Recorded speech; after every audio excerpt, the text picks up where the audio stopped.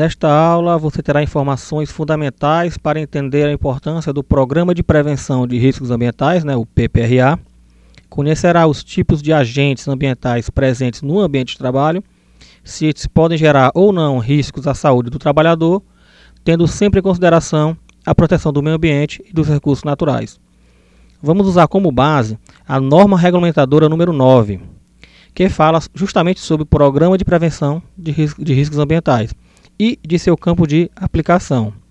Esta NR estabelece os parâmetros mínimos e as diretrizes gerais a serem observados na execução do PPRA, podendo os mesmos ser ampliados mediante negociação coletiva de trabalho. Esta norma regulamentadora estabelece a obrigatoriedade da elaboração e implementação por parte de todos os empregadores, ou seja, bastante importante isso, todos os empregadores devem implementar de forma obrigatória o PPRA, além de que das instituições que admitem trabalhadores como empregados, visando a prevenção da saúde e da integridade dos trabalhadores, através da antecipação, reconhecimento, avaliação e consequente controle da ocorrência de riscos ambientais existentes ou que venham a existir no ambiente de trabalho, tendo sempre em consideração a proteção do meio ambiente e dos recursos naturais. As ações do PPRA devem ser desenvolvidas no âmbito de cada estabelecimento da empresa, sobre a responsabilidade do empregador, com a participação dos trabalhadores, sendo sua abrangência e profundidade dependentes das características dos riscos e das necessidades de controle. O PPRA é parte integrante do conjunto mais amplo das iniciativas da empresa no campo da preservação da saúde e da integridade dos trabalhadores, devendo sempre estar articulado com os dispositivos das demais NRs, em especial com a NR7, que fala do Programa de Controle Médico de Saúde Ocupacional, o PCMSO, que nós vamos abordar na próxima aula.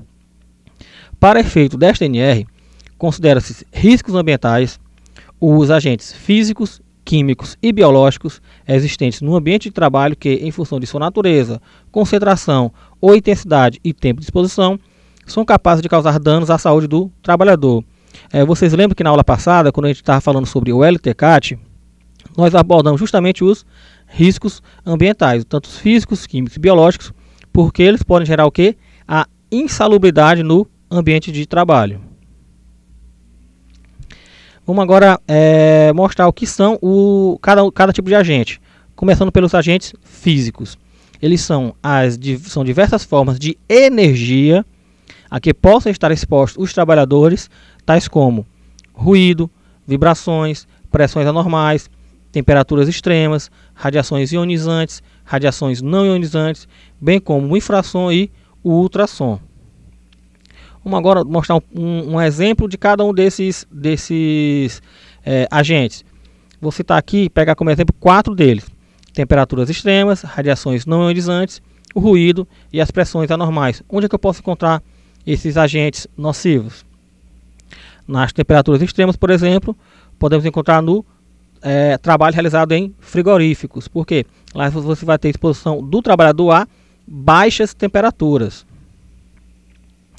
Já as radiações não ionizantes, você pode ter como exemplo a radiação solar, que o trabalhador que executa sua atividade a céu aberto pode estar exposto. Por exemplo, quem trabalha nos correios, os garis, por exemplo, que ficam muito tempo expostos à radiação, podem sofrer com a ação desse agente.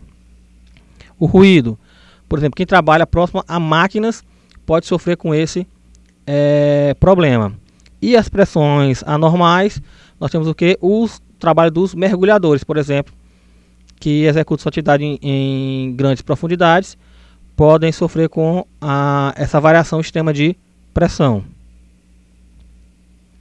Falando agora dos agentes químicos, eles são as substâncias, compostos ou produtos que possam penetrar no organismo pela via respiratória, nas formas de poeiras, fumos, névoas, neblinas, gases ou vapores, ou que pela natureza da atividade de exposição possam ter contato ou ser absorvidos pelo organismo através da pele ou por ingestão. Observe, nos agentes físicos eles eram que energias, já os químicos são substâncias compostas ou produtos que podem contaminar o trabalhador de três formas: ou pela via respiratória, ou por absorção da pele, ou por ingestão do agente. Novamente vamos ver aqui alguns exemplos. Agentes químicos, vamos pegar um para cada tipo de contaminação: um pela via respiratória, por absorção da pele e por ingestão. Por via respiratória, o trabalho, por exemplo, em carvoarias. Lá o trabalhador vai estar exposto a grande quantidade de material que ele pode aspirar e sofrer a contaminação. Na absorção da pele, por exemplo, o trabalho com produtos químicos. Pode haver o contato com a pele e assim haver a contaminação. Já por ingestão, por exemplo, a questão dos alimentos contaminados. Ele pode ingerir esse alimento e acabar sofrendo com a ação desse agente químico. Já os agentes biológicos são as bactérias, os fungos, os bacilos, os parasitas, os protozoários, vírus, entre outros micro-organismos que podem contaminar o trabalhador. Vamos falar agora um pouco da estrutura desse programa de prevenção, da estrutura do PPRA. O Programa de Prevenção de Riscos Ambientais deverá conter, no mínimo, em sua estrutura, os seguintes tópicos. Vai ter o quê? O planejamento anual com estabelecimento de metas, prioridades e cronograma, a estratégia e metodologia de ação, a forma de registro, manutenção e divulgação desses dados para os trabalhadores e a periodicidade e forma de avaliação do desenvolvimento do PPRA, ou seja, vai ter que ser feito todo esse planejamento, pelo menos no mínimo anual, para ser traçada essa estratégia e essa forma de controle desses agentes. Além disso, deverá ser efetuada sempre que necessário e pelo menos uma vez ao ano uma análise global do PPRA para avaliação do seu desenvolvimento e realização dos ajustes necessários e o estabelecimento de novas metas e prioridades. No caso aqui, se você perguntar qual é a validade do PPRA, ele terá validade de no máximo 1 ano. Mas ele pode sofrer alterações e atualizações durante esse período. Se, por exemplo, forem encontrados novos agentes nocivos, se for modificado o layout da empresa, a questão das modificações que possam gerar novos agravantes ou agentes nocivos para o trabalhador, deve ser feita essa revisão do PPRA. E se durante um ano não houver nenhuma alteração, não houver o surgimento de nenhum novo agente nocivo, mesmo assim ele terá que ser feito uma atualização do PPRA para a realização de alguns ajustes e o estabelecimento de novas metas e prioridades para o seu desenvolvimento. A elaboração, implementação e acompanhamento e avaliação do PPRA poderá ser feito por quem? Pelo SESMIT, que é o quê? O Serviço Especializado em Engenharia de Segurança e em Medicina do Trabalho. Ou por pessoa ou equipe de pessoas que, a critério do empregador, sejam capazes de desenvolver o disposto no caso da NR9. No caso aqui, geralmente vai ser quem? Ou o engenheiro de segurança do trabalho ou o médico do trabalho que vai desenvolver o programa de prevenção. Em relação a esse desenvolvimento do PPRA, deverá incluir algumas etapas. São elas: a antecipação e o reconhecimento dos riscos, o estabelecimento de prioridade, metas de avaliação e controle, avaliação dos riscos e da exposição dos trabalhadores, implantação de medidas de controle e avaliação de sua eficácia, monitoramento da exposição aos riscos e o registro e divulgação de todos os dados para os trabalhadores, para que eles tenham ciência e tenham conhecimento se eles estão expostos ou não a algum agente nocivo. Continuando, vamos falar um pouco de cada um desse passo a passo do PPRA. Vamos falar um pouco em relação à antecipação, como é que ela é feita. Ela deverá envolver a análise de projetos de novas instalações, métodos ou processos de trabalho ou de modificação dos já existentes, visando o quê? A identificar os riscos potenciais e introduzir medidas de proteção para a sua redução ou eliminação.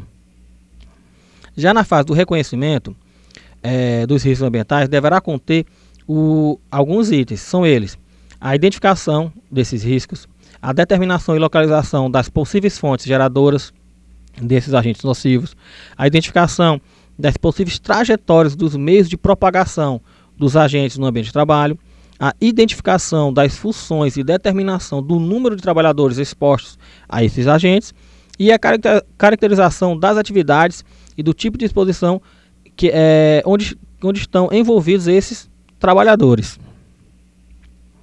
Além disso, a obtenção de dados existentes na empresa, indicativo de possível comprometimento da saúde decorrente do trabalho, os possíveis danos à saúde relacionados aos riscos identificados, disponíveis na literatura técnica, e além disso, a descrição das medidas de controle já existentes. Na fase da avaliação quantitativa, deverá ser realizado sempre que necessário para comprovar o controle da exposição ou a inexistência de riscos identificados na etapa de reconhecimento, dimensionar a exposição dos trabalhadores e subsidiar o equacionamento das medidas de controle.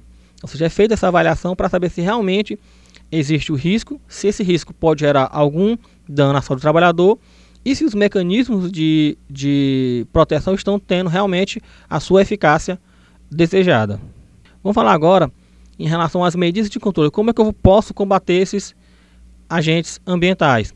Deverão ser adotadas as medidas necessárias suficientes para a eliminação, a minimização ou o controle dos riscos ambientais, sempre que forem verificados uma ou mais das seguintes situações. Primeiro, identificação na fase de antecipação de risco potencial à saúde. Constatação na fase de reconhecimento do risco evidente à saúde. Quando os resultados das avaliações quantitativas da exposição dos trabalhadores excederem os valores nos limites previstos na NR15. A NR15 que fala do adicional de insalubridade. Ou seja, se exceder os limites previstos na NR15, deverá ter as medidas de controle para combater essa exposição.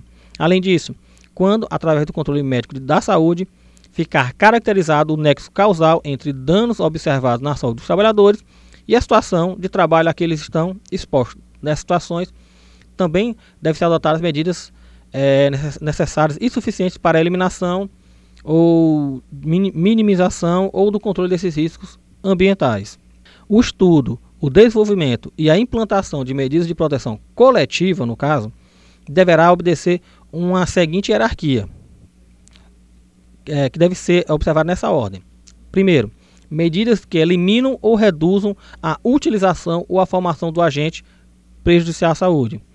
Em segundo lugar, medidas que previnam a liberação ou a disseminação desses agentes no ambiente de trabalho. E por último, medidas que reduzam os níveis ou a concentração desses agentes no ambiente de trabalho. Quando comprovada pelo empregador ou instituição a inviabilidade técnica da adoção das medidas de proteção coletiva, ou quando estas não forem suficientes, ou encontrassem em fase de estudo, planejamento ou implantação, ou ainda em caráter complementar ou de forma emergencial, deverão ser adotadas outras medidas de proteção para os trabalhadores, também seguindo uma ordem hierárquica.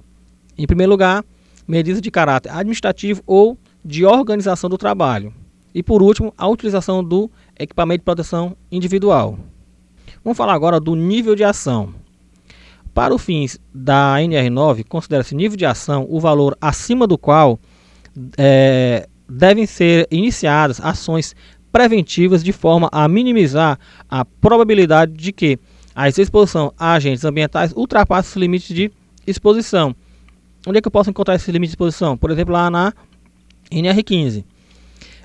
As ações devem incluir o monitoramento periódico da exposição, a informação aos trabalhadores e o controle médico.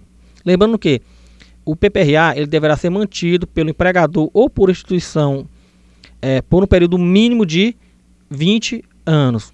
Por que isso? Porque isso aí pode beneficiar o trabalhador, porque se ele vem executar uma atividade hoje, no caso ele está exposto a algum agente nocivo, vier a apresentar alguma doença, por exemplo, daqui a 10 anos, o PPRA poderá resguardar os direitos trabalhistas do trabalhador.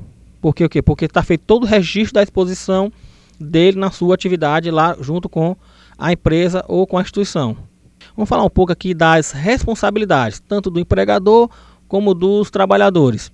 Em relação ao empregador, primeiramente, ele deve estabelecer, implementar e assegurar o cumprimento do PPRA como atividade permanente da empresa ou instituição. Ou seja, quem vai ter a obrigatoriedade de implantação do PPRA é a empresa, no caso o empregador.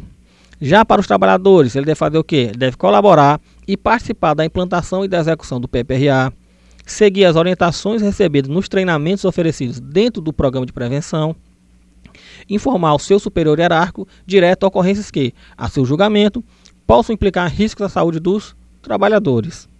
Lembrando que o empregador deverá garantir que, na ocorrência de riscos ambientais nos locais de trabalho, que coloquem em situação de grave e iminente risco um ou mais trabalhadores, os mesmos possam interromper de imediato as suas atividades, comunicando o fato ao seu superior hierárquico direto para as devidas providências. Ou seja, o empregador deve garantir que, se o empregado identifica uma situação que ele acha que é de grande risco, ou que pode causar um acidente, ou que pode gerar uma doença para ele ou para algum colega de trabalho, por exemplo, ele tem o direito de parar a sua atividade, ou de interromper, no caso de interromper a atividade do colega, e comunicar a situação para o seu superior hierárquico, para que sejam tomadas as devidas providências e seja solucionado a situação.